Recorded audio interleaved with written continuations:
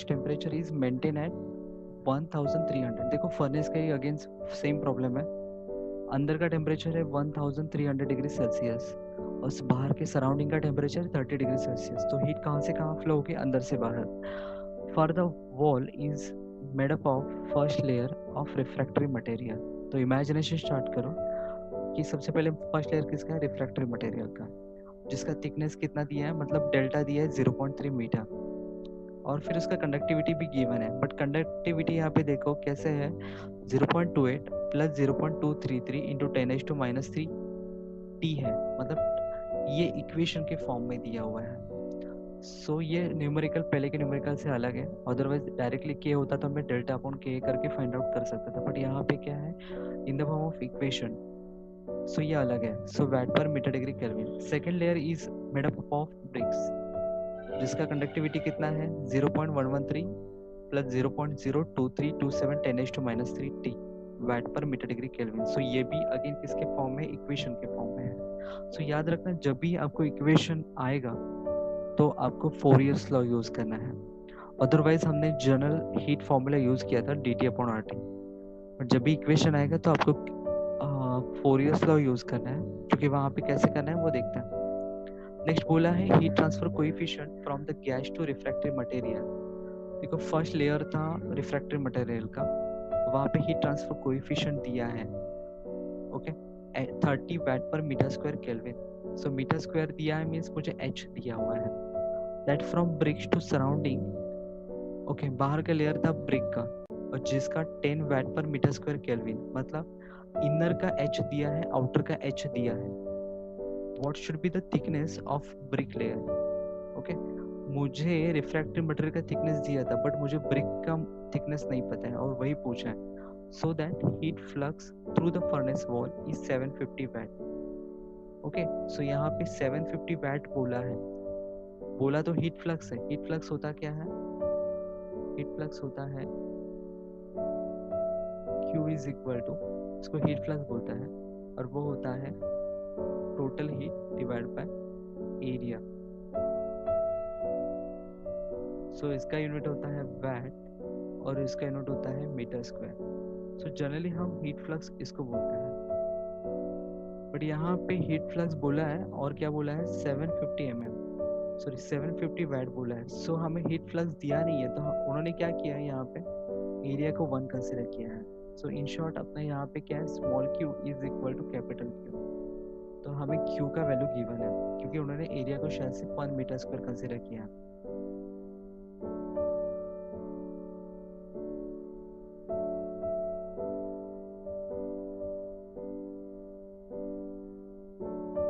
Okay so यहाँ पे diagram draw करते हैं। अंदर था फर्नेस वॉल का gases, refractory materials, bricks, and finally outside में air. So T1 T2 T3 T4 T5 मैंने नंबरिंग कर दिया। रिफ्रैक्टरी मटेरियल का 0.9 मीटर उन्होंने थिकनेस गिवन था, और ब्रिक का हमें पूछा तो हमने उसको एज x एज्यूम किया। सो इसका रेजिस्टेंस, अभी यहाँ पे सारे जो भी लेयर्स है वो सीरीज में कनेक्टेड है। सो R1 plus R2 plus R3 plus R4।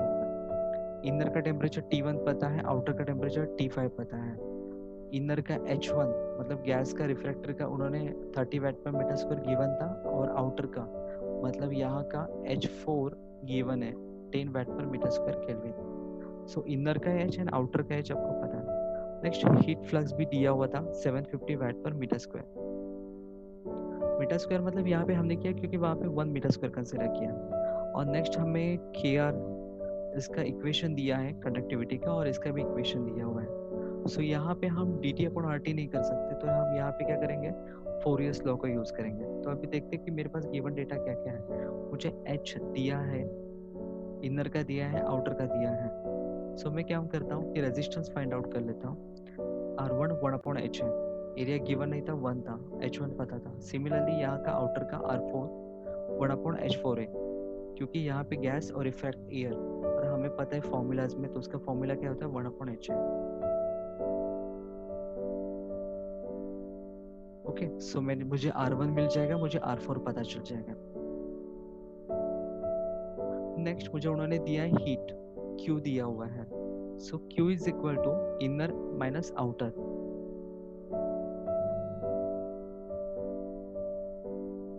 Okay, ये क्यों किया यहाँ पे देखते हैं सबसे पहले। तो यहाँ पे एक एजम्पशन है, यहाँ पे एक एजम्पशन है कि जितना हीट 2 से पास होगा उतना ही सेम हीट यहाँ से भी पास होगा। So heat transfer between 2 to 3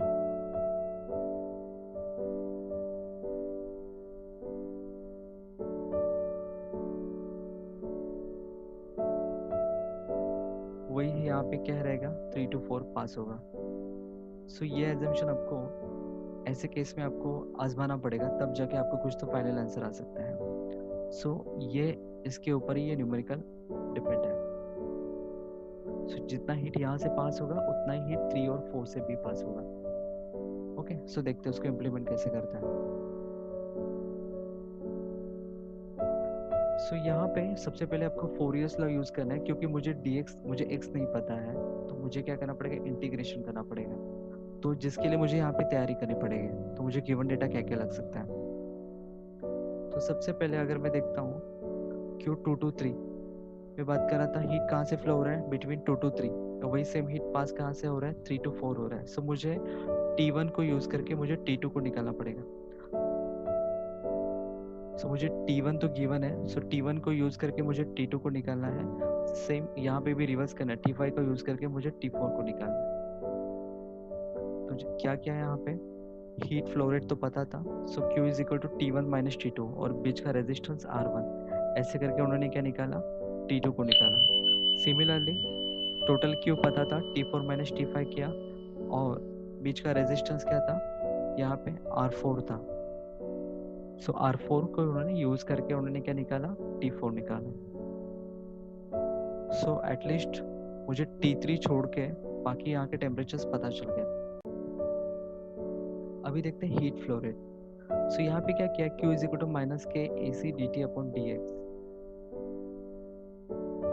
सो यहाँ पे एक्चुअली यहाँ पे एक छोटा सा मिस्टेक है, यहाँ पे होना चाहिए Q। सो ये dx वहाँ पे जाके मल्टीप्लाई होगा, it will become Q into dx is equal to minus k AC dt। Okay, then integrating on both side, तो वहाँ पे क्या किया उन्होंने, इंटीग्रेशन किया और इंटीग्रेशन करते वक्त उन्होंने क्या किया, वहाँ पे लिमिट्स पुट किए। जैसे कि यहाँ पे स्टार्टिंग कहाँ से हो रही है, हम बात कर रहे हैं बिटवीन 2 to 3, सो स्टार्टिंग कहाँ से हो रही है, यहाँ से।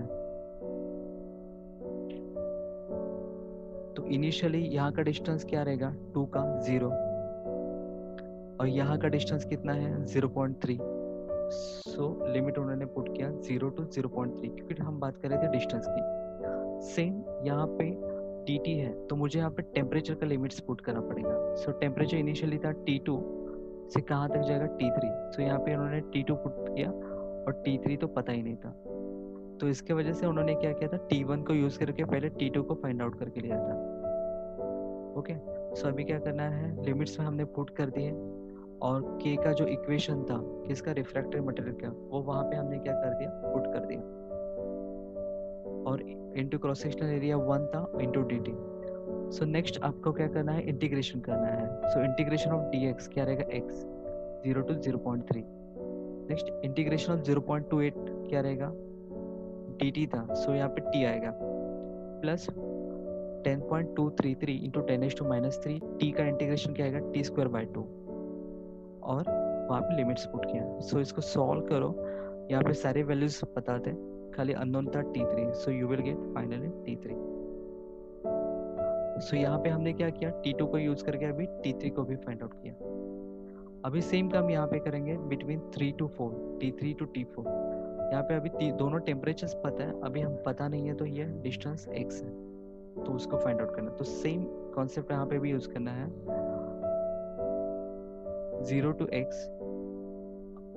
अभी बात करते हैं यहाँ से डिस्टेंस लेता हूँ मैं। So Q integration of 0 to x dx is equal to minus K AC dt by dx था। सो K का रिफ्रैक्टरी का ब्रिक का हमने वहाँ पे जो इक्वेशन यूज किया और इसकी लिमिट क्या आती है, टेम्परेचर के T3 to T4 जा रहा था। सो T3 to T4 into dt।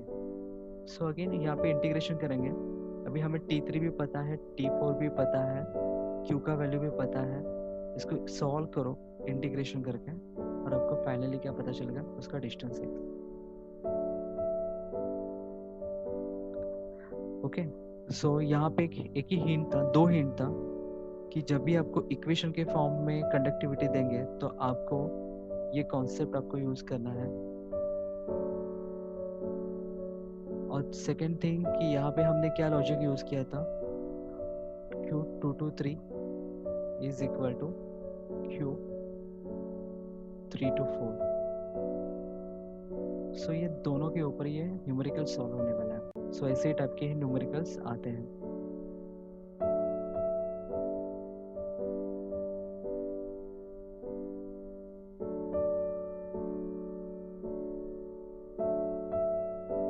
Okay, अभी सिमिलर टाइप का एक और न्यूमेरिकल है। So question number 4,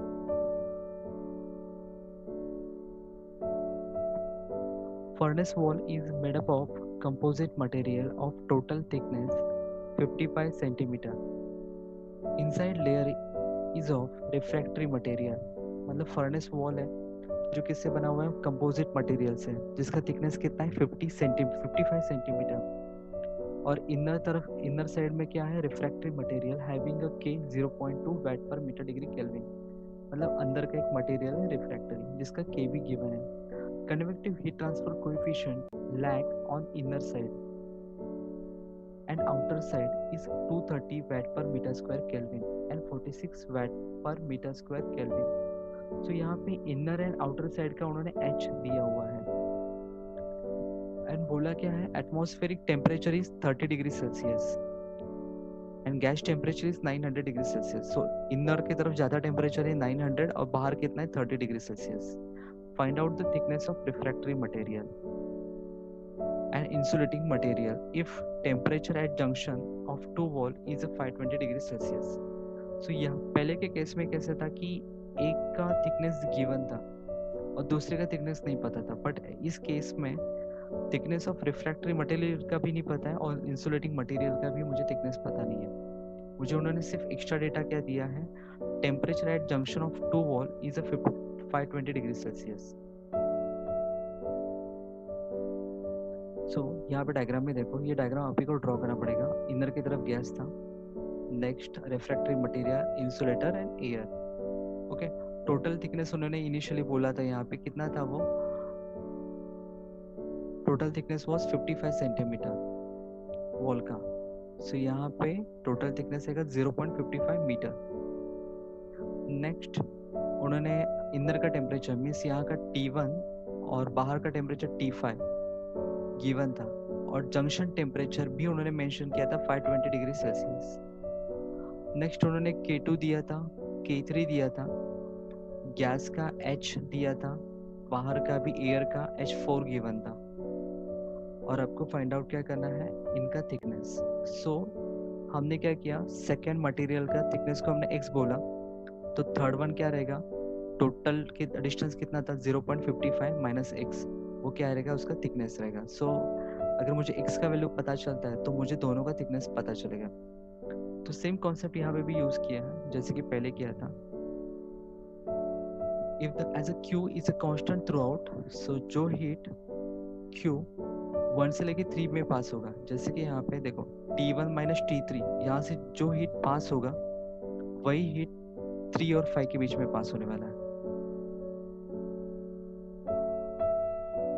okay, so T1 minus T3 is equal to T3 minus T5। सो ये अलग ट्रिक यहाँ पे यूज किया क्योंकि पहले के केस में तो कैसे था कि वहाँ पे इंटीग्रेशन करना पड़ा क्योंकि वहाँ पे इक्वेशन था। अदरवाइज मेन ट्रिक यही था कि जितना हीट यहाँ से पास होगा उतना ही same heat 3 and 4th layer से भी पास होगा। सो T1 माइनस T3 अपॉन बीच का resistance R1 plus R2 is also equal to T3 minus T5 upon R3 plus R4। So मुझे जहाँ तक पता है T1 पता है, T3 पता है, T3 पता है, T5 पता है। ओके, तो अभी सबसे पहले काम करते हैं R1, R2, R3, R4 find out कर लेते हैं। सो बाहर का R1 मतलब गैस का लेयर था, तो वहाँ पे मुझे क्या यूज करना पड़ेगा, 1/H है। सो H1 पता है, एरिया गिवन नहीं था, 1 लिया, सो R1 पता चल गया। नेक्स्ट रेफ्रैक्टरी सेकेंड मटेरियल का देखते हैं, डेल्टा अपॉन के, क्योंकि क्या है प्लेन वॉल है, पर डेल्टा मुझे गिवन है क्या, नहीं है, तो उसके थिकनेस को हमने क्या बोला x, तो एज इट इज रख दो। K2 दिया था 2.3, एरिया 1, सो आपको मिल जाएगा 0.434 इन द फॉर्म ऑफ x।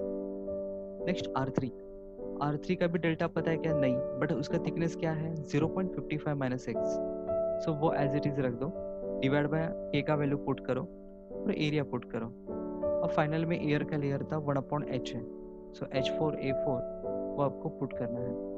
फिर अभी जो भी वैल्यूज आपको फाइंड आउट किया वो सारे यहाँ पे इक्वेशन में पुट कर दो, सारे टेम्परेचर्स भी आपको पता है, तो यहाँ पे सिर्फ एक ही चीज कॉमन रहेगी, अननोन रहेगी, वो रहेगा वैल्यू ऑफ एक्स। और जैसे वैल्यू ऑफ एक्स आपको पता चलेगा 0.497, तो वो किसका होगा, रिफ्रैक्टरी मटेरियल का। और रबर इंसुलेटर का कहाँ से आएगा, तो मुझे वो 0.55 से वो माइनस करना पड़ेगा, तो वो किसका रहेगा, इंसुलेटर का थिकनेस रहेगा। गाइज आई होप आज का ये वीडियो सेशन आपको समझ में आया होगा। ओके अगर आपको ये वैल्यूएबल एंड वर्थ लगे देन प्लीज कमेंट बॉक्स में मुझे बताइए कि आपको आज ऐसा कौन सा पॉइंट था जो बुक में क्लियर नहीं हो रहा था, और आपको जो डाउट सॉल्व नहीं हो पा रहा था, बट इस वीडियो के वजह से आपका ये डाउट सॉल्व हो गया और वो जो पॉइंट था वो आपको बेटर तरीके से समझ में आ गया, देन प्लीज मुझे इन्फॉर्म कीजिए, क्योंकि आपका ही इनकरेजमेंट मुझे एक्साइट करेगा न्यू वीडियोस बनाने के लिए। ओके और अगर आपका कुछ सजेशन भी है, अगर कुछ आपको डाउट्स भी है, तो भी कमेंट बॉक्स में मुझे कमेंट करके मुझे इन्फॉर्म कीजिए कि तो मैं उसके ऊपर काम कर सकता हूँ। आपके सजेशन के ऊपर काम करूंगा तो मैं और भी ज्यादा इम्प्रूवमेंट कर सकता हूँ। Okay so please comment box में मुझे कमेंट करके बताइए कि क्या आपको समझ में आया, क्या आपको डाउट्स हैं, क्या इम्प्रूवमेंट्स होने चाहिए, तो वो सारी चीजें शेयर करो। And one more thing, last reminder कि अगर इस चैनल को डिजिटल एकलव्य इंजीनियरिंग चैनल को अगर अभी तक आपने सब्सक्राइब नहीं किया है देन प्लीज सब्सक्राइब करो, बेल आइकन को प्रेस करो, और हमारा जो इंस्टाग्राम पे है डिजिटल एकलव्य इंजीनियरिंग में, हमारी जो वेबसाइट है, वेबसाइट पे हमने सारी वीडियोस, सारे नोट्स मैंने वहाँ पे फ्री ऑफ कॉस्ट अवेलेबल करके दिए हैं। इवन टेक्स्ट बुक के वीडियोस भी मैंने वहाँ पे कुछ शेयर किए हैं, तो उसका भी बेनिफिट आपको लेना है, सिर्फ आपको ही नहीं लेना है, तो वो सारे लिंक्स को आपको आपके फ्रेंड्स के साथ शेयर भी करना है। ओके सो यहाँ पे सब कुछ फ्री ऑफ कॉस्ट हो रहा है, आपको एक सिंगल रुपीज भी आपको पे नहीं करना है, बस आपको डेडिकेशन से आपके घर पे बैठ के आपको स्टडी करना है। ओके इतना तो पक्का कर सकते हैं हम। Okay have a nice day, good bye, take care, bye bye.